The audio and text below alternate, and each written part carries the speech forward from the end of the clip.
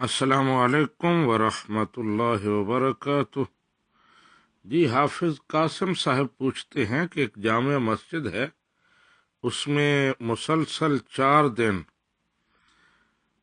نماز باجماعت نہیں پڑھی گئی، تو کیا اس میں جمعہ پڑھنا جائز ہے؟ جی قاسم صاحب، ایسی مسجد میں جمعہ پڑھنا جائز ہے۔ جمعہ کے لیے نماز پنجگانہ ہونا شرط نہیں ہے، حتیٰ کہ اگر آپ کسی گراؤنڈ میں، کسی کھلے میدان میں، کسی ہال میں جمعہ پڑھتے ہیں تو اس سے بھی جمعہ ہو جائے گا۔